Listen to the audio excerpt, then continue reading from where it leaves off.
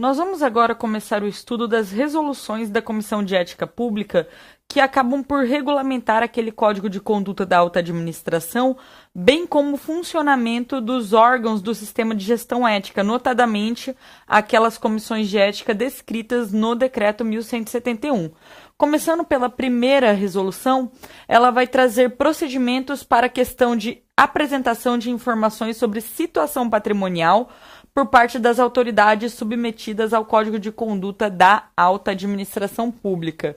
Então, coloca-se aqui, pessoal, que a Comissão de Ética Pública, ela, no exercício das suas atribuições, vem e regulamenta a questão sobre essas informações da situação patrimonial e como que isso vai ter que ser cumprido. E diz o seguinte, que essas informações devem ser prestadas atendendo a seguintes critérios. Lista de bens, identificando valores estimados ou valores de aquisição, e ela pode ser substituída por uma cópia da última declaração da Receita Federal e informações sobre a situação patrimonial específica que, a juízo da autoridade, possa suscitar um conflito de interesses com o interesse público. Essas informações prestadas, elas são prestadas em caráter sigiloso e coloca-se também que a autoridade deve comunicar as participações de que for titular na sociedade de economia mista, instituições financeiras ou outras que negociem com o poder público. Reparem, seguindo bastante a previsão do Código de Conduta da Alta Administração que a gente já estudou, né? Que fala que essa autoridade não pode ter uma participação superior a 5% no capital desse tipo de sociedade. Até 5% ela pode ter a participação sem que precise comunicar expressamente que adquiriu essa cota. O prazo para apresentar as informações é de 10 dias da data que a resolução for publicada para aqueles que estavam exercendo o cargo. É uma resolução de 2000, né? E a partir da data da posse para todas aquelas que vieram a tomar posse depois. Então, na prática, hoje, conta-se 10 dias da data da posse para toda autoridade em cargo de direção comunicar a situação patrimonial. Essas autoridades têm a obrigação também de prestar informações, tá? Repete-se aqui o artigo 2º do Código de Conduta da Alta Administração. Como eu disse, são os ministros e secretários de Estado, aqueles que têm cargos equivalentes ao DAS, né, nível 6, e presidentes e diretores de órgãos da administração indireta. Bom, as mesmas autoridades que são estabelecidas no artigo 2º do Código de Conduta da Alta Administração. Essas informações, elas são sigilosas e essas informações, elas devem ser remetidas à CEP num envelope lacrado. Essa é, portanto, a resolução número 1. Partindo para a próxima resolução, resolução número 2, do ano de 2000 também, ela vai tratar da participação em seminários e eventos. Como visto no Código de Conduta da Alta Administração Federal, a autoridade ela não pode receber salário ou remuneração para além daquele vencimento, daquele subsídio que ela recebe pelo exercício da sua função. No entanto, permite-se que a pessoa participe de seminários, congressos e eventos, mas ela deve tornar pública a remuneração e o pagamento de despesas de viagens, e não é possível também que o promotor do evento tenha interesse na tomada de uma decisão administrativa. Então, há um limite sobre a percepção de rendimentos além daqueles recebidos pela função. A questão dos congressos, eventos, seminários, ela é permitida, mas existe também um limite para essa participação. Ok? Então, essas atividades externas, elas podem ser exercidas no interesse institucional ou pessoal. Quer dizer que é possível que a pessoa participe de um seminário e evento apenas porque é bom para ela, porque ela vai receber um dinheiro. Ou pode ser que ela faça isso porque ela quer promover a instituição na qual ela trabalha, quer privilegiar o interesse público. O interesse institucional e o interesse pessoal são duas maneiras de se participar desse tipo de evento. Só que, obviamente, são situações distintas. Se o evento for de interesse institucional, as despesas correm por conta do órgão. Observando o seguinte, excepcionalmente, aceita-se que despesas com transporte, estada e taxas de inscrição sejam pagas pelo patrocinador do evento, mas esse patrocinador tem que ser um organismo institucional do qual o Brasil faça parte, ou então o governo estrangeiro e as suas instituições, ou uma instituição acadêmica, científica, cultural, ou uma empresa que não esteja sob a jurisdição regulatória deste órgão.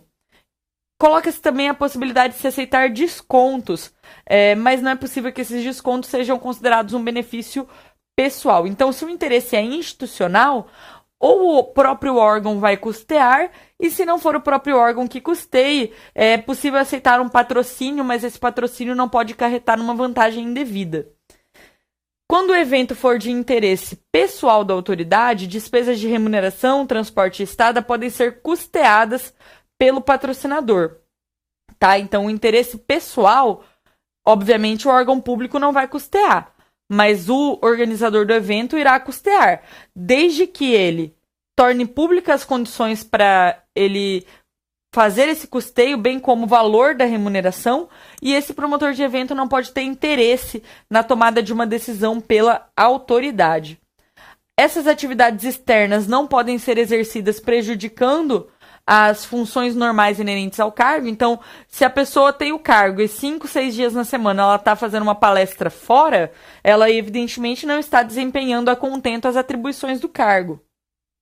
A publicidade dessa remuneração, das despesas de transporte e estada, ela vai ter que ser registrada na agenda de trabalho da autoridade e todas as condições inerentes a essa remuneração também serão registradas. Essa autoridade ela não pode aceitar pagamentos sempre que a autoridade organizadora do evento tiver um interesse institucional ou pessoal por trás com relação àquele órgão no qual ele exerce uma determinada função de direção. Então, coloca-se aqui que é necessário evitar o pagamento por um evento de uma via transversa, quer dizer, falar que está se pagando por um evento, quando na verdade se está pagando pela tomada de uma decisão política, como algo que é extremamente contrário à normativa ética. Essa resolução número 2 da Comissão de Ética Pública, ela conta com uma nota explicativa que a acompanha e que explica que o Código de Conduta da Alta Administração permite essa participação e fala que, em regra, quando o interesse for institucional, o próprio órgão vai custear, só que existem limitações de natureza orçamentária e financeira. Então, em algumas situações, viagem e estadia poderiam ser patrocinadas pelo organizador do evento. Coloca-se aqui adiante que é necessário prevenir situações que comprometam a imagem pública. E esse código de conduta visa justamente regulamentar, evitando este tipo de conflito. Essa resolução ela tem um caráter interpretativo, ela quer afastar esse tipo de dúvida. E ela se baseia basicamente na adoção de transparência, publicidade e preservação do interesse da coletividade, evitando, portanto, que exista um interesse da promotora do evento, da pessoa que está promovendo o evento, na tomada de uma decisão por parte da autoridade convidada. Perfeita? Então, coloca-se aqui que é necessário, portanto, dar publicidade a essas informações, preservar a imparcialidade da autoridade que exerce o cargo de direção e assessoramento e evitar com que decorram prejuízos por conta do exercício dessas atividades externas. Não é possível que as atividades externas prejudiquem o exercício a contento das suas funções.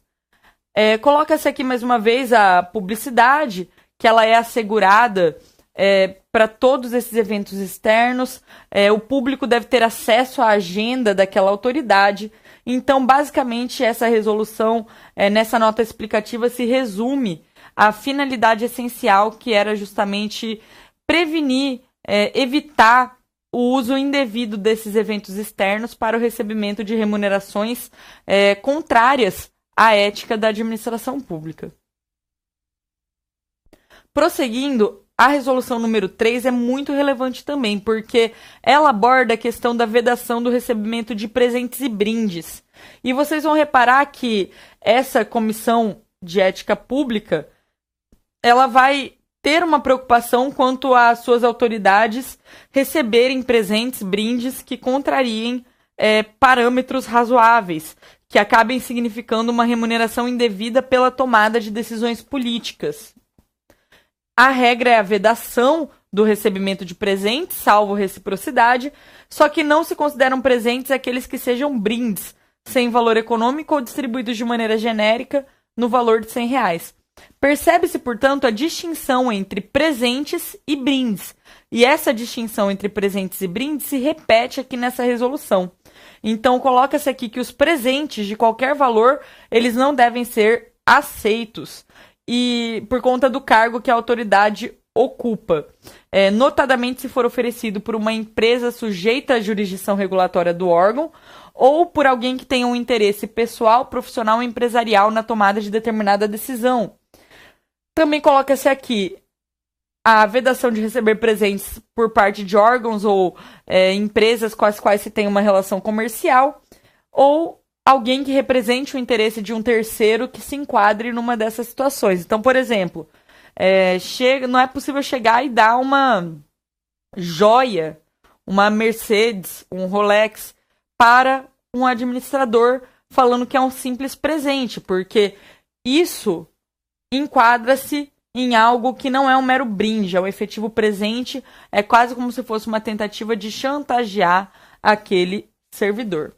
É permitida a aceitação de presentes por conta de laços de parentesco e amizade, desde que o custo seja arcado por aquele que oferta o presente, né? Então não é porque a pessoa é uma autoridade da alta administração que não pode receber presentes por conta de laços de amizade, parentesco como um todo. Ressalvado, né? Não pode falar, tô dando essa Mercedes porque ele é meu amigo. Aí você vai investigar e descobre que, na verdade, tem uma relação comercial envolvida.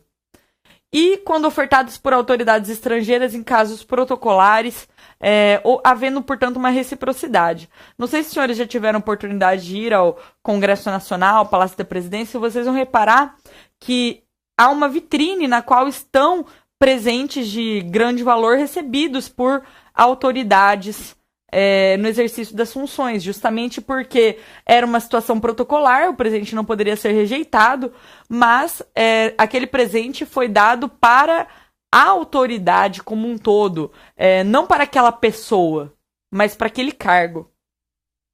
Não sendo viável recusar ou devolver o presente, a aceitação desse presente é vedada e algumas providências devem ser tomadas, como se for um bem de valor histórico, cultural ou artístico, vai para o acervo do Instituto do Patrimônio Histórico e Artístico Nacional.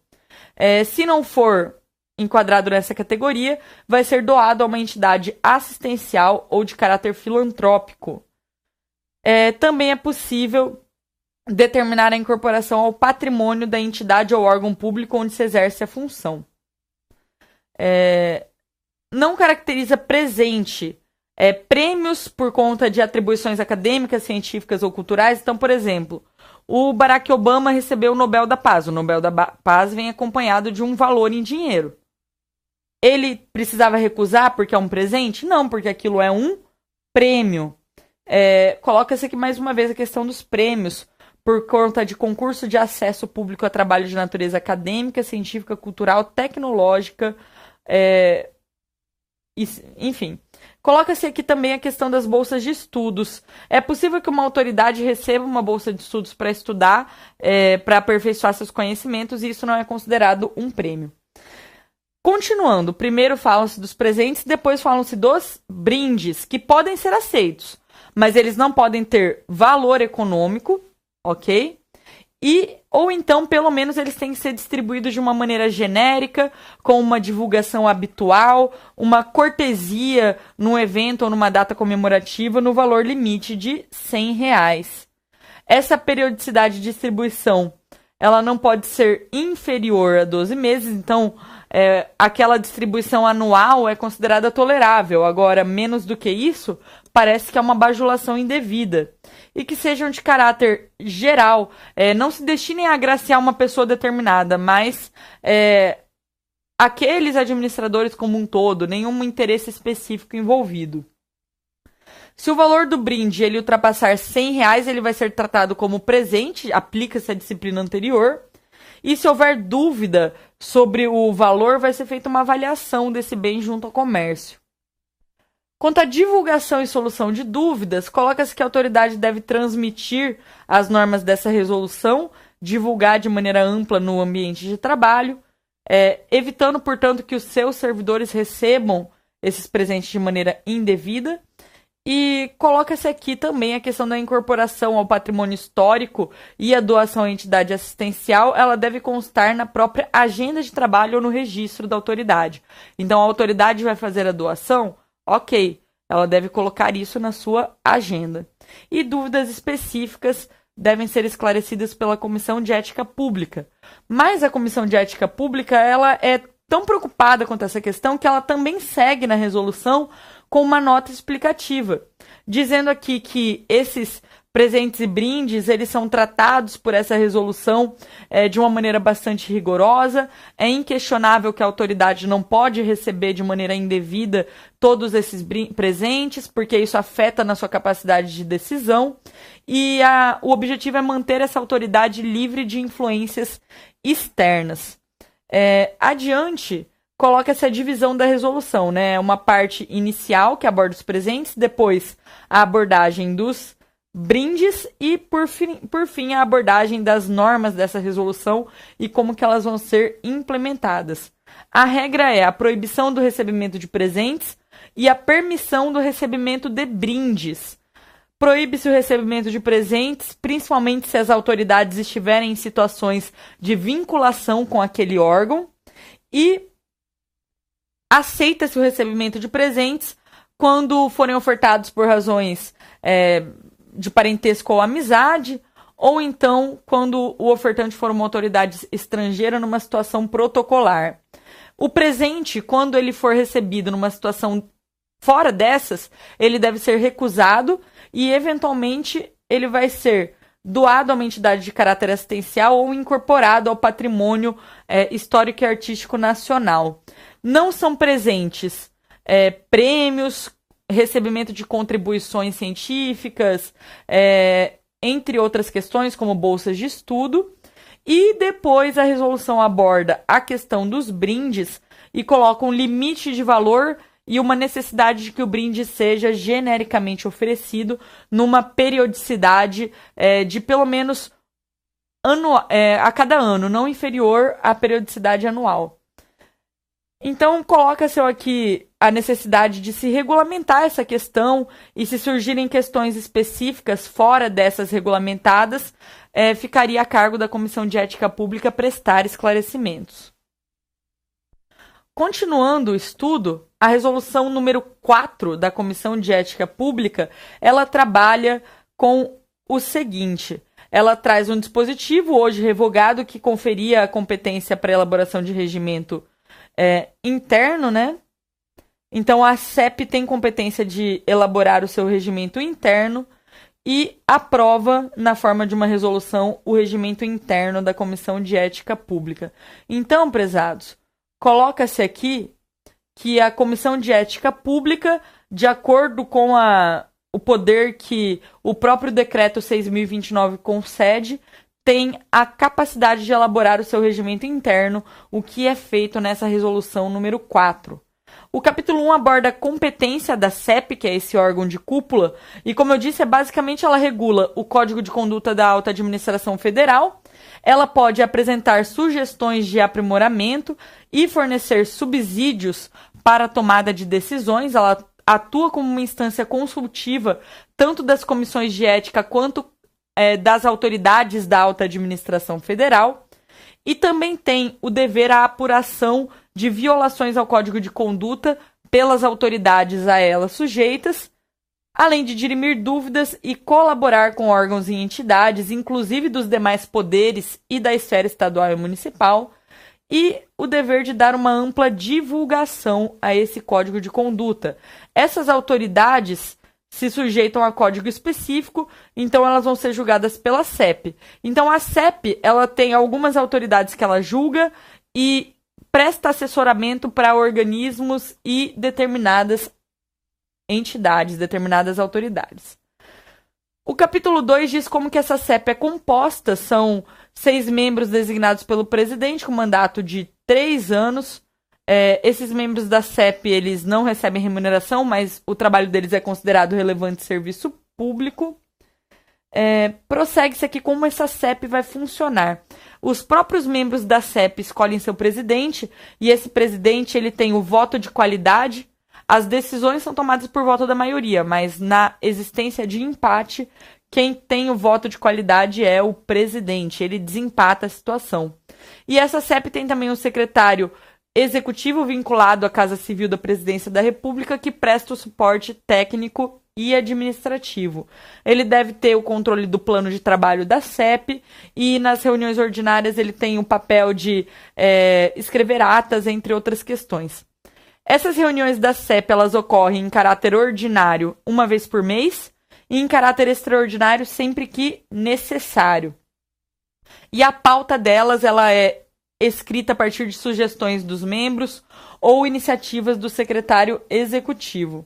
E assuntos específicos e urgentes devem ser objeto de comunicação entre os membros. Então, se não houver tempo hábil para convocar uma reunião, esses membros devem se reunir e tomar a decisão. Os membros, então, que escolhem o presidente da CEP, essas decisões são tomadas pela maioria, o presidente desempata, o secretário executivo desempenha funções administrativas e as reuniões elas podem ser comuns, ordinárias, que são as mensais, ou reuniões extraordinárias podem ser convocadas excepcionalmente. Continuando com as atribuições. O presidente da CEP, que é eleito pelos membros da CEP, tem como atribuições convocar e presidir as reuniões, orientar os trabalhos da comissão, ordenando debates, iniciando e concluindo deliberações, orientar e supervisionar trabalhos da Secretaria Executiva, tomar votos e proclamar os resultados, autorizar que autoridades que possam contribuir com as decisões que serão tomadas, que elas se façam presentes nas reuniões, tem também o poder de proferir um voto de qualidade, determinar o registro dos seus atos, né, enquanto membro da comissão, e reuniões com autoridades submetidas ao Código de Conduta, determinar ao secretário executivo que instaure processos para apurar as práticas de violação e decidir nas situações de urgência. Então, o presidente da CEP, além das funções anteriormente estudadas, ele tem uma importância essencial para a tomada de decisões urgentes, para permitir que pessoas externas participem das reuniões da CEP e interajam nesse processo do órgão. Os demais membros da CEP têm competência para examinar as matérias submetidas a eles, inclusive emitindo pareceres, pedir a vista de matéria em deliberação pela CEP, solicitar informações sobre matérias e representar a Comissão de Ética Pública em atos públicos se o presidente delegar. Então, o membro da CEP aprecia tudo que for a ele submetido, pode pedir informações no exercício das suas atribuições e pode representar a CEP quando o presidente delegar, comparecer como uma autoridade representativa. Por exemplo, na rede de gestão.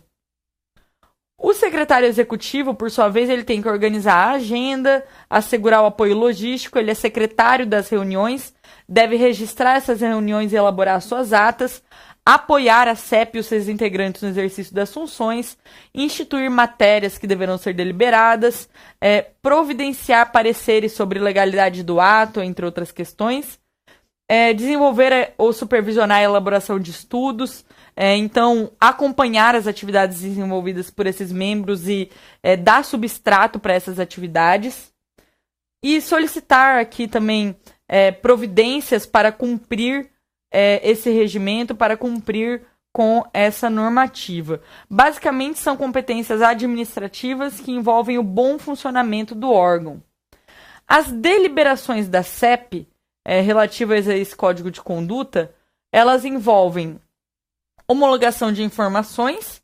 Então, por exemplo, uma declaração prestada vai ser homologada, adoção de orientações complementares, então, respondendo a consultas formuladas pode dar orientações que complementem as suas normativas e a normativa da gestão ética no Poder Federal.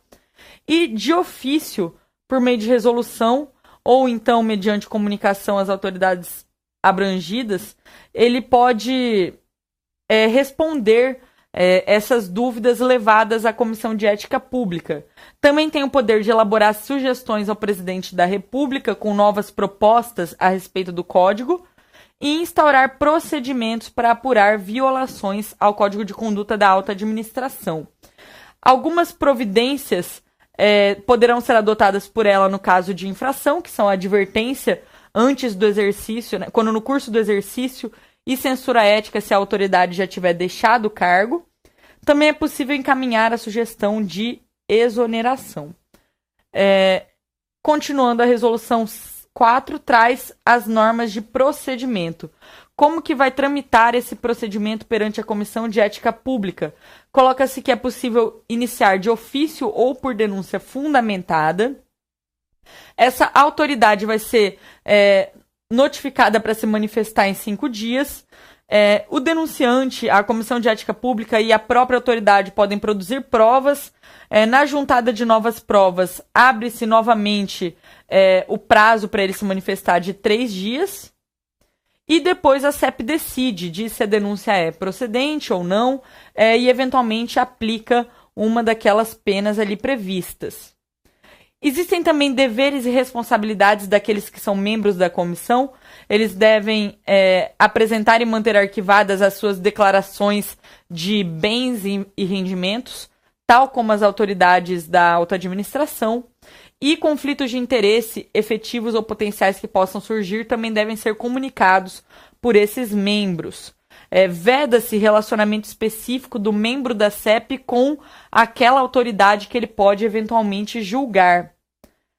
Matérias examinadas nessas reuniões devem ser consideradas de caráter sigiloso até a deliberação, então o membro da CEP tem o dever de guardar sigilo de tudo que tramita no âmbito da comissão, e eles também não podem se manifestar publicamente sobre situações que possam vir a ser objeto de deliberação nesses moldes. Os membros da CEP eles devem justificar a impossibilidade de não comparecer às reuniões, veda-se aqui a ausência injustificada. E, finalizando, tratam-se de disposições gerais, que o presidente da CEP ele é substituído pelo membro mais antigo da comissão.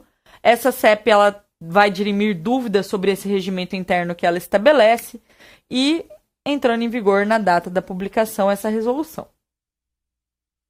Pessoal, já a resolução número 5, de 7 de junho de 2001, ela vai abordar um modelo da declaração confidencial de informações que as autoridades devem apresentar. Então, existe um modelo de declaração, como nós já vimos, existe o dever de apresentar essa declaração, e esse modelo deve ser seguido. Então, coloca-se aqui que o prazo é de 10 dias da data da posse para o encaminhamento dessa declaração de informações, e todas as autoridades sujeitas ao Código de Conduta da Alta Administração devem apresentar essa declaração. A autoridade pública ela deve comunicar à CEP toda alteração relevante na sua declaração e dúvidas específicas elas poderão ser submetidas à CEP para que ela esclareça. Aqui, a resolução número 6 dá uma nova redação ao item 3 da resolução número 3, que nós já estudamos anteriormente, com relação à doação de bens a instituições de caráter assistencial ou incorporação a patrimônio da entidade para presentes que não possam ser devolvidos. A resolução número 7, de 14 de fevereiro de 2002, vai regulamentar a participação da autoridade pública nas atividades de natureza político-eleitoral. Porque muitas vezes essas autoridades, que são da alta administração, elas estão envolvidas em atividades políticas intensas. Quer dizer, não é qualquer pessoa que é escolhida para ser diretor de uma sociedade de economia mista ou de uma empresa pública, ser presidente de alguma organização com a qual o poder público tenha relação. Não é qualquer pessoa que é escolhida como ministro de Estado. Geralmente, essa pessoa tem também o desempenho de funções político-eleitorais por fora. Reparem nos nossos ministros de Estado. Quantos deles você não são também deputados, senadores, já foram candidatos em algumas eleições? Então, essa disciplina é muito importante porque as autoridades da alta administração geralmente estão envolvidas em atividades político-eleitorais. Quais são as limitações aplicadas a essas autoridades? Bom, essa comissão de ética pública, ela vai entrar em detalhes sobre essa questão dos eventos político-eleitorais, aplicando, portanto, o Código de Conduta da Alta Administração, e começa dizendo o seguinte, que é possível participar, uma autoridade pública que se sujeite ao Código de Conduta da Alta Administração, é possível participar como cidadão eleitor de eventos de natureza político-eleitoral. Então, a regra geral é a permissão, mas as vedações vão ser aprofundadas adiante. Essa atividade político-eleitoral, ela não pode prejudicar o exercício da função pública. Então, se a pessoa fica completamente fora do exercício da função pública para desempenhar a sua atividade político-eleitoral, então, evidentemente, que isso é vedado. Não é possível também utilizar recursos, bens públicos ou qualquer espécie de, ou mesmo servidores subordinados para a campanha eleitoral. Essa autoridade, ela tem que se abster de valer-se das viagens de trabalho para participar das atividades político-eleitorais. Então, por exemplo, aproveitar que viajou em decorrência da função de presidência, de ministro, e já fazer a campanha político-eleitoral, porque isso seria se apropriar de maneira indevida do recurso público. E também não pode expor publicamente divergências com outra autoridade administrativa e nem criticar-lhe a honorabilidade e o desempenho funcional. Também não é possível exercer formal ou informalmente a função de administrador da campanha. Então, aquele que ocupa um cargo de alta administração pode participar, mas não pode ser administrador e não pode se utilizar de recursos humanos ou materiais da administração pública para o exercício da função político-eleitoral, para essa campanha político-eleitoral. E também não pode, na sua campanha, cometer violações ao Código de Conduta. Por exemplo, criticar a maneira como um colega que também é uma autoridade desempenha as suas funções. Nesses eventos, ele não pode fazer uma promessa que, ainda que de forma implícita, dependa do cargo público que ele esteja exercendo. Então, por exemplo, prometer que vai fazer algo na condição do exercício de diretor, como ele está atualmente. Isso daí é vedado pelo Código, por essa resolução. Essa autoridade, quando ela tiver a intenção de ser candidata a cargo eletivo, ela não pode praticar nenhum ato de gestão que implique num privilégio para alguma pessoa física ou entidade que seja parte de sua base eleitoral ou dos seus familiares. Então, por exemplo, a pessoa está num cargo no ministério, ela comunica que ela vai ser governadora, tá? Vai ser candidata a governadora. Ela não pode começar a mandar investimentos só para aquele estado no qual ela vai tentar ser governadora, porque ela está utilizando do cargo para fazer campanha eleitoral.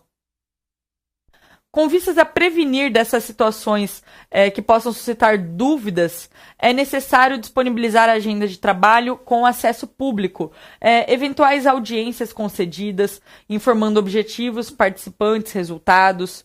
Eventos político-eleitorais devem ser também colocados na agenda de trabalho. E se houver possibilidade de conflito de interesse entre essa atividade político-eleitoral e a função pública, ele deve se abster ou da candidatura ou ou do exercício do cargo. Dúvidas seriam dirimidas pela Comissão de Ética Pública, então percebe-se que é uma resolução muito relevante, né? Infelizmente, na prática, o que a gente vê são muitas autoridades da alta administração que se aproveitam do cargo para fazer campanha político-eleitoral. Coloca-se aqui, aprofundando um pouquinho a questão ainda nessa resolução número 7 da CEP, né? Como se fosse uma nota explicativa, traz alguns esclarecimentos explicando a questão, né? A autoridade pode participar de eventos, mas essa participação deve ser consoante a princípios éticos. Essa norma que aborda a questão de quais são os limites, né, do exercício do cargo, caso a pessoa queira ser candidata, o que ela pode e o que ela não pode fazer. Proíbe-se aqui a utilização indevida dos recursos humanos ou materiais do poder público para o exercício do cargo. E não se aceita aqui que a pessoa desempenhe cargos de administrador nas campanhas eleitorais. Também veda-se que a pessoa se aproveite do cargo para fazer alguma promessa e coloca-se adiante que a pessoa tem que pedir exoneração do seu cargo se ela tiver o interesse de se candidatar e essa candidatura for incompatível com as funções ali exercidas. No período pré-eleitoral é possível tomar cautelas para que contatos funcionais não sejam utilizados como contatos eleitorais. E aqui colocam-se procedimentos mínimos. Se for possível a presença de conflito, é necessário escolher uma das questões, ou o cargo ou a candidatura.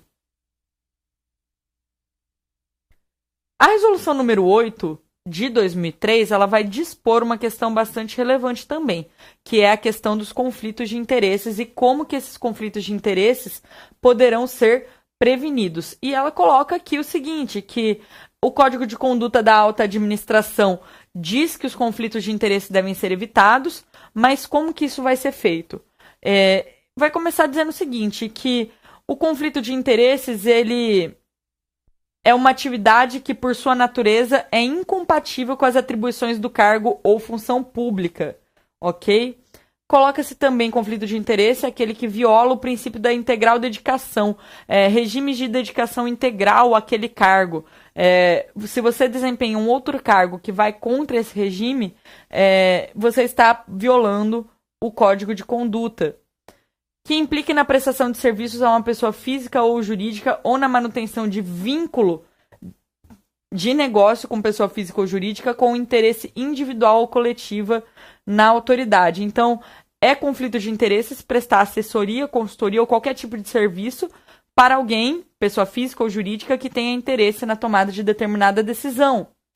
Atividades que possam implicar pelo uso da informação que a autoridade tem acesso no cargo e que não seja de conhecimento público, então possa implicar no uso indevido de informação e que possa transmitir à opinião pública dúvidas sobre a integridade, a moralidade e a clareza de posições e decoro da autoridade. Então, geram conflitos de interesse situações de incompatibilidades de cargo ou função, a impossibilidade de se dedicar integralmente a esse cargo, a questão da vinculação a uma pessoa física ou jurídica que possa ter interesse na tomada de determinada decisão e também a possibilidade de se utilizar de informações privilegiadas. A ocorrência do conflito de interesses, ela não depende do recebimento de um ganho ou retribuição direta, não importa se você está recebendo por aquilo, o que importa existe um conflito, aquela participação na outra organização é incompatível com a sua conduta como autoridade da alta administração? Essa autoridade ela pode prevenir que esses conflitos ocorram tomando algumas providências, como abrir mão da atividade, licenciamento de cargo, alienação de bens e direitos que possam significar conflitos de interesse, transferência de administração desses bens e direitos que possam suscitar conflitos de interesses. Na hipótese de conflito específico ou transitório, comunicar ao superior hierárquico e demais membros do órgão. Divulgar publicamente a sua agenda. São providências de prevenção, evitando conflito de interesse. A CEP ela deve ser informada sobre a suficiência, sobre a questão das medidas adotadas e ela que vai dar o parecer sobre essas medidas terem sido ou não suficientes. A participação da autoridade em conselhos da administração fiscal da empresa privada, ela é permitida desde que com autorização do Estado. Então, se houver um interesse institucional envolvido, é possível sim participar de um órgão de deliberação de natureza fiscal ou semelhante. No trabalho voluntário perante terceiro setor, clássicas organizações não governamentais que não tenham fins lucrativos, também deve ser observada essa resolução. As consultas dirigidas à CEP devem esclarecer elementos sobre toda esta situação. E encerra-se aqui a questão do conflito de interesses, né? Percebe-se claramente o desempenho de função consultiva por parte da Comissão de Ética Pública e, acima de tudo, o papel dessa Comissão de Ética Pública de controle desses atos que possam gerar conflitos de interesses. Bom, continuando o nosso estudo, nós vamos aqui para a resolução número 9. Essa resolução número 9 da CEP, ela trabalha com questões sobre o modelo da declaração confidencial de informações, a respeito do qual falou a resolução número 5. Coloca-se aqui que é necessário apresentar no prazo de 10 dias após a posse e sempre que surgir uma alteração relevante no prazo de 30 dias da ocorrência dessa alteração. O anexo, ele traz o modelo da declaração de confidencialidade. Começa aqui com questões sobre dados pessoais, depois atividades exercidas nos últimos 12 meses que devem ser declaradas, outras atividades já desempenhadas, bens, direitos e dívidas, situações que possam gerar conflitos de interesse, e aqui algumas perguntas que deverão ser respondidas, que medidas que a pessoa pretende adotar para evitar conflito, entre outras questões. Depois aqui o investimento que possui, o patrimônio, medidas para prevenir o conflito em decorrência de patrimônio, questão de parentes que atuem numa área ou matéria que tenha relação com a competência profissional do cargo, evitando aí práticas de nepotismo e de benefício indevido a parentes. E coloca-se aqui outras questões. Você tem um parente no exercício de função semelhante, entre outras questões, compromete-se com a veracidade dos fatos e assinatura. Essas instruções para preenchimento vão dizer como que essa resolução deve ser preenchida, qual que é o cargo que vai ser ocupado, entre outras questões correlatas. É bastante extensa aqui, informações sobre retribuição financeira, como que elas devem ser prestadas, quais medidas que deverão ser adotadas. Quem tiver interesse num conhecimento mais detalhado pode ler essa resolução. Eu não vou ler tudo isso porque é desnecessariamente extenso e entra em detalhes que não são muito cobrados nos concursos públicos afora. E coloca-se aqui o dever de informe. É mais uma formalização de como que deve ser preenchida aquela declaração que consta no modelo. E a última resolução que nós temos é a resolução número 10 de 2008. E essa resolução número 10 de 2008, ela trata das normas de funcionamento e de rito processual daquelas comissões de ética pública previstas no decreto 1171. Como que elas irão funcionar. O decreto 1171, que nós já vimos no início do nosso estudo dos códigos de ética, estabelece o dever de criação de comissões de ética em todos os órgãos da administração. O primeiro capítulo vai dizer quais são as competências e atribuições dessas comissões de ética.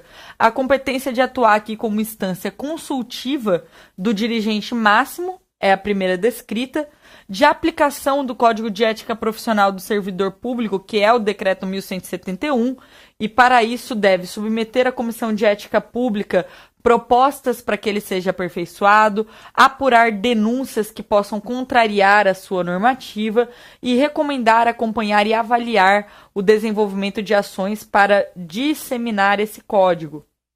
Representar o órgão ou autoridade na rede da ética do Poder Executivo Federal, que se refere ao decreto 6.029. Essa rede ela serve basicamente para avaliar programas e ações de ética desenvolvidas por cada comissão, permitindo que surja um processo colaborativo. A supervisionar a observância do Código de Conduta da Alta Administração e comunicando eventuais violações. Aplicar o código de ética ou de conduta próprio, então muitas vezes o próprio órgão cria o seu código de conduta. É muito comum, por exemplo, existe o código de ética do Banco do Brasil, da Caixa Econômica Federal, principalmente as autoridades da administração indireta se sujeitam ao 1171, mas criam também códigos de ética específicos. Orientar e aconselhar sobre a conduta ética do seu servidor, responder consultas, receber denúncias e representações de servidores, instaurar processos de apuração de fatos ou condutas e convocar servidores a prestar informações. Também aqui atribuições de requerer informações e documentos, realizar diligências e solicitar pareceres, esclarecer e julgar comportamentos que possam contrariar o código de ética e aplicar a pena de censura ética àquele servidor que tenha cometido determinada violação, encaminhando também cópia para o órgão de recursos humanos, para que isso conste como impeditivo para avanço nos quadros da carreira. É necessário aqui também a possibilidade de se sugerir a exoneração, sugerir o retorno a órgão ou entidade de origem, então, por exemplo, não se adaptou às novas funções e está indo mal nelas, sugerir a remessa de expediente para apurar transgressões éticas, entre outras questões. Nesse sentido, informar os órgãos competentes sobre a necessidade de se aprofundar a investigação, porque aquilo não é apenas uma infração ao Código de Ética, pode ser um crime, pode ser uma infração administrativa ou civil, e adotar outras medidas para sanar desvios éticos. Também é seu dever de arquivar os processos ou remeter a órgão competente quando perceber que não é competente para apurar aquela infração, que seja de competência de outro órgão, notificar as partes das suas decisões, buscar sempre aprimorar o código de conduta ética da instituição, dirimir dúvidas sobre a interpretação das normas, elaborar e propor alterações a esse código de ética, inclusive o institucional e ao regimento interno, dar ampla divulgação a todo o regramento ético, publicidade aos seus atos, requisitar serviços de agentes para apoiar o exercício das suas atribuições, elaborar um plano de trabalho de gestão ética e indicar representantes locais das comissões de ética. Então, são atribuições bastante extensas que envolvem aperfeiçoar o Decreto 1171, prestar consultorias, acompanhar o funcionamento da gestão ética no âmbito de todo o organismo, sugerir melhorias no sistema de gestão, entre outras questões.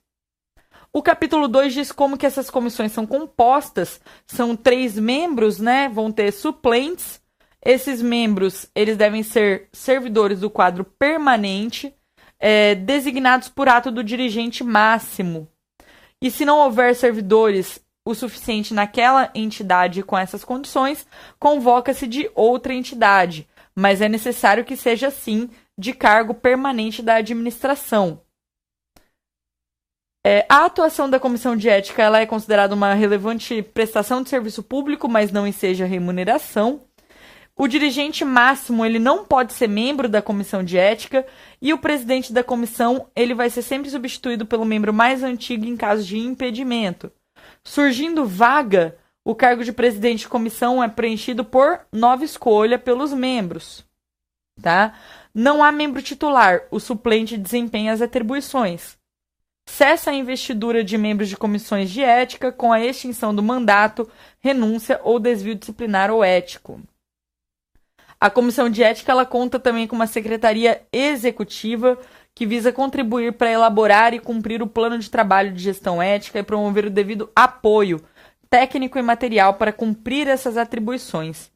E veda-se aqui o secretário executivo, que tem essas funções administrativas, ser também membro da comissão de ética. A questão dos representantes locais tem a função de auxílio e outros servidores podem ser requisitados temporariamente para exercer atribuições. Prossegue-se no capítulo 3 com a questão do funcionamento dessas comissões de ética. As deliberações elas vão ser tomadas pela maioria dos votos dos seus membros, lembrando que o presidente tem o voto de qualidade. As comissões de ética, elas se reúnem ordinariamente uma vez por mês, extraordinariamente, quando houver iniciativa do presidente ou secretário. E a pauta ela é definida pelo secretário, definida por sugestões dos presidentes e dos membros. Depois prossegue-se com o estudo das atribuições. O presidente da comissão de ética ele tem, obviamente, a função de presidir as reuniões e convocá-las. Também vai determinar a instauração de processos por violação desse código de ética, vai designar um relator para o processo, orientar os trabalhos e ordenar debates e concluir deliberações. Ele toma os votos, profere o voto de qualidade, que é o de desempate, diz qual foi o resultado alcançado e também pode delegar competências específicas. Os membros da comissão de ética, por sua vez, eles vão examinar as matérias, proferir o parecer e o voto, pedir vista da matéria em deliberação, fazer relatórios e também solicitar informações devidas. Então, esses membros de comissão de ética, eles solicitam informações, entre outras questões. O secretário executivo, por sua vez, ele vai organizar a agenda e pauta, ele registra reuniões, registra ata, instrui matérias necessárias, desenvolve a elaboração de procedimentos e estudos, coordena todo o trabalho da secretaria executiva e dá todo o apoio técnico e administrativo à comissão, bem como executa e dá publicidade aos atos de sua competência. Ele deve também desenvolver ações para treinar os seus funcionários, capacitar seus funcionários daquele órgão para o desempenho de funções a contento das normas éticas e executar outras atividades que sejam determinadas por essa comissão de ética, que envolvam suporte administrativo e técnico que se mostram necessários. O capítulo 5 aborda os mandatos. Mandato de 3 anos, aceita uma única recondução, estabelece-se a regra de transição do início da criação dos órgãos. A recondução ela é aceita uma única vez, tá? Coloca-se que se uma pessoa for chamada para exercer um mandato complementar, então, por exemplo, existe o membro titular e o suplente. O titular, depois de 1 ano, saiu, o suplente assumiu o lugar. Então, ele exerceu um mandato complementar. Ele pode ser reconduzido? Sim, mas apenas uma vez para um mandato originário. Prosseguindo, o capítulo 6 traz normas gerais de procedimentos, dizendo que, num procedimento preliminar, é feito juízo de admissibilidade, instauração, produção de provas documentais e, excepcionalmente, manifestação do investigado, relatório, depois a proposta do acordo de conduta pessoal e profissional. Então, antes de se decidir sobre a aplicação da censura ética, vai se fazer uma proposta de acordo. Não aceita uma decisão preliminar determinando o arquivamento ou, então, a aplicação transformação disso num processo de apuração ética. Nesse processo de apuração ética, ele vai ser instaurado, uma instrução complementar vai ser produzida com diligências, relatório e tudo mais, e ao final vai ser tomada uma decisão ou vai ser recomendada uma nova proposta de acordo. A apuração ela é formalizada, então, num procedimento preliminar. Ressalta-se que até o final desse procedimento a chancela é de reservado. O denunciado ele tem direito de ter vista dos autos no recinto da comissão de ética, além de acesso a cópias. Essas comissões de ética, elas devem, sempre que perceberem que houverem ilícitos civis, penais, de improbidade administrativa, infrações mais graves, devem encaminhar cópias para as autoridades competentes para apuração. E a decisão final que resultar em sanção, recomendação ou em acordo de conduta pessoal e profissional vai ser resumida e publicada, omitindo-se os nomes das pessoas envolvidas. Os setores competentes do órgão ou entidade, eles devem tratar de maneira prioritária todas as solicitações de documento nesse âmbito.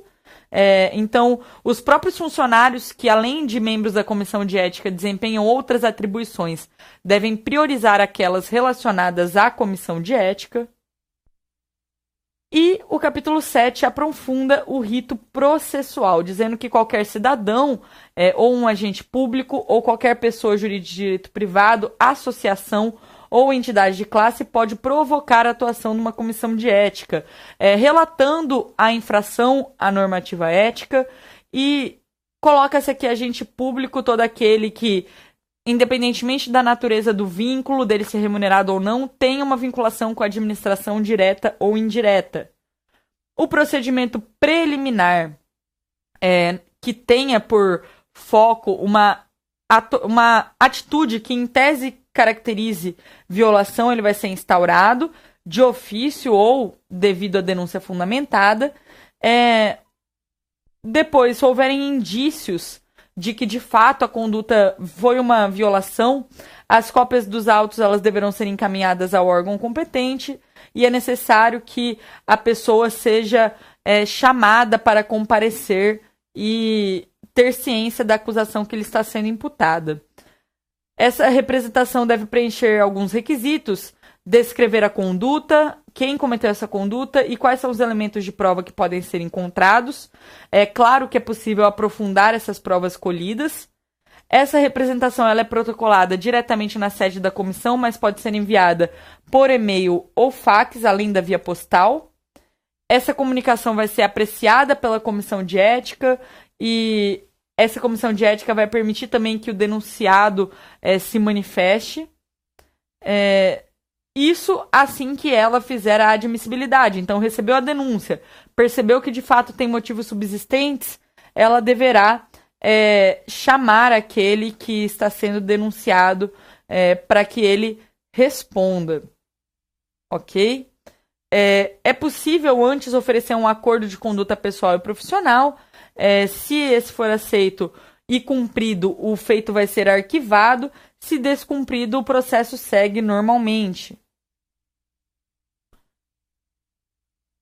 Prosseguindo, o artigo 24 diz que, quando fim do procedimento preliminar, vai ser proferida uma decisão por parte da comissão de ética, eventualmente determinando ou o arquivamento ou a conversão num processo de apuração ética.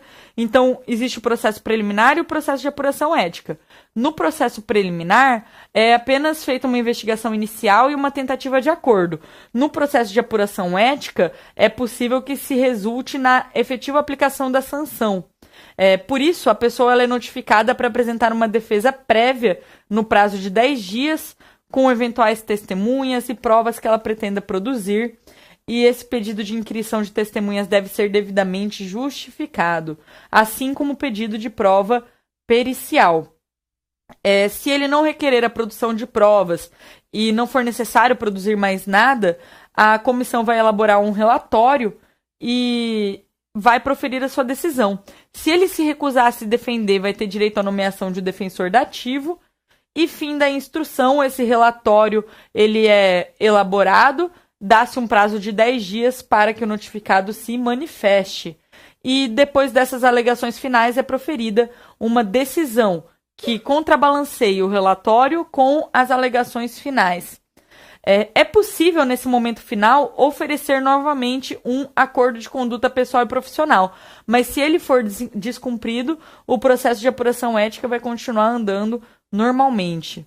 Essa decisão, uma cópia dela, ela deverá ser disponibilizada, inclusive a sua ementa num sítio eletrônico, com omissão do nome dos envolvidos, e isso vai ser anotado na ficha funcional. Mas depois de 3 anos do exercício, sem que isso se torne uma prática repetitiva, isso vai ser excluído da ficha funcional. O capítulo 7 trata dos deveres e responsabilidades dos integrantes da comissão, que eles devem preservar a honra e a imagem da pessoa investigada, atuar de forma independente e imparcial, comparecer às reuniões da comissão de ética, se ausentarem, instruir o substituto sobre o que ele deve fazer, declarar eventuais impedimentos e se eximir de atuar em procedimentos no qual seja impedido ou suspeito. O impedimento ele ocorre sempre que houver um interesse direto ou indireto naquele fato que vai ser objeto de decisão, e também quando já tiver participado como perito, testemunha, representante anteriormente naquele feito, ou que algum dos seus parentes tenha atuado nesse tipo de condição. se estiver litigando judicial ou administrativamente com o denunciante, ou se seu cônjuge, companheiro ou parente até o terceiro grau for o denunciado ou investigado, bem como o denunciante. Já a suspeição ocorre no caso de amizade íntima ou notório desafeto, ou a condição de credor ou devedor do denunciante, ou denunciado ou investigado. As disposições finais que encerram essa resolução, que é um pouco mais extensa, diz que as situações omissas vão ser resolvidas por deliberação da Comissão de Ética e, eventualmente, ela pode buscar a consultoria na Comissão de Ética Pública, e o regimento interno de cada Comissão de Ética pode entrar em detalhes, estabelecendo normas complementares a essa resolução. Prezados, eu trago aqui alguns questionamentos para encerrar o nosso estudo das resoluções. São alguns testes que a gente vai responder de maneira aí até rápida. A maioria deles são testes que trabalham com exemplos. Então eu coloquei aqui, o Felipe, ele é presidente de uma empresa pública e ele opinou sobre a honorabilidade e o desempenho funcional de uma outra autoridade. Ele continua no exercício das suas funções, então ele vai ser punido? Sim, ele vai ser punido. Mas como que ele vai ser punido, pessoal? Qual que é a conduta, qual é o tipo de pena aplicável a uma autoridade da alta administração enquanto ela está no exercício do cargo? É a de advertência. Se fosse posterior ao exercício do cargo, seria de censura ética. Depois, outra questão aqui. Quanto à conduta ética dessas autoridades públicas, é correto afirmar. Então, coloca-se aqui. A declaração de bens e rendas deve ser aplicada, deve ser apresentada em 30 dias da posse? Não, né? 10 dias da posse. A ausência de lei dispondo sobre prazo diverso é de 4 meses da exoneração, período de interdição para atividade incompatível. É justamente aquela questão, né? Saiu do cargo 4 meses para o exercício de atividade incompatível, entendendo-se por atividade incompatível toda aquela desempenhada em entidades com as quais se relacionou nos últimos 6 meses no desempenho do cargo. A autoridade pública que tiver 3% de participação? Não, 5%, né? Permitido à autoridade o exercício não remunerado de mandatário, mesmo para atos de comércio? Não, atos de comércio não podem ser praticados. É vedada a aceitação de presentes de autoridades estrangeiras em casos protocolares? Não, nesse caso é permitida. Outra questão aqui, caiu no concurso da Caixa Econômica, o processo para apurar a prática de ato em desrespeito ao Código de Conduta será instaurado pela Comissão de Ética Pública se houver indícios suficientes. Então, está trabalhando aqui com uma violação ao Código de Conduta da Alta Administração apurada pela Comissão de Ética Pública. Se a CEP concluir pela procedência da denúncia, ela vai adotar uma das penalidades comunicando apenas o superior hierárquico? Não é esse molde, né? A CEP, ela não pode, de ofício, produzir prova documental? Claro que pode, ela pode solicitar documentos. Não é possível a solicitação pela CEP de parecer de especialista? Claro que é, inclusive consultoria jurídica. Concluídas as diligências necessárias, a CEP oficia a autoridade para nova manifestação no prazo de 5 dias? Não é esse prazo, né? A autoridade pública, ela vai ser oficiada para se manifestar em 5 dias. Aquela questão da controvérsia, né, pessoal? Percebam aí claramente que há uma controvérsia entre as assertivas, então a resposta só poderia ser ou alternativa D ou E. O prazo é de 5 dias, não de... o prazo é de 5 dias em termos de oficiamento para a primeira manifestação. A nova manifestação, o prazo não é este. Coloca-se aqui mais uma questão. O Caio, né, ele tem um cargo numa empresa pública. Como disse, ele operou, né, ele opinou sobre a honorabilidade. Se ele estiver no exercício da função, sanção de advertência. Depois do exercício da função, sanção de censura ética. É um questionamento aí bastante incidente.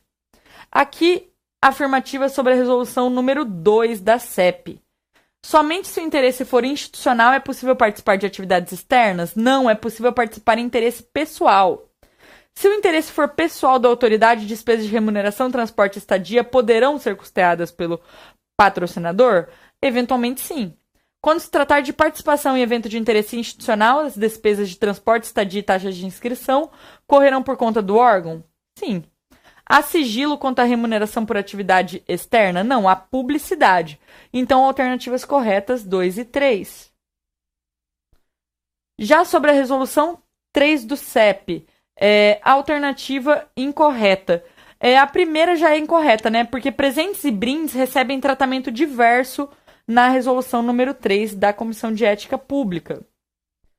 Depois, uma questão sobre o regimento interno da Comissão de Ética Pública. Qual que é a assertiva incorreta? A CEP ela tem função consultiva e disciplinar? Sim. Predominam competências consultivas? Sim. A CEP ela é composta por 6 membros, mandato de 3 anos, que votam pelo critério de maioria? Perfeito. O presidente da CEP é indicado pelo presidente da República? Não, gente. O presidente da CEP é escolhido pelos membros da CEP. As reuniões da CEP podem ser ordinárias ou extraordinárias, correto. E as únicas penas aplicadas pela CEP são advertência e censura ética, correto também. Bom, pessoal, essas são as questões, então, que nós trabalhamos a respeito dessas resoluções do Código de Conduta da Alta Administração. Reparem que muitas vezes aparecem na forma de casos concretos, questões mais detalhadas, que eu até passei por cima, como a declaração de bens e detalhes, não são tão cobradas. Eu chamo a atenção para a questão dos conflitos de interesse, para a questão das atividades político-eleitorais, do recebimento de presentes e brindes e também do exercício de atividades incompatíveis no momento posterior à saída do cargo. Algumas questões dessas podem ser compreendidas com a simples leitura do Código de Conduta da Alta Administração. Em algumas provas, no entanto, vão ser exigidos aprofundamentos, e nesse caso, recomenda-se a leitura atenta dessas resoluções da Comissão de Ética Pública.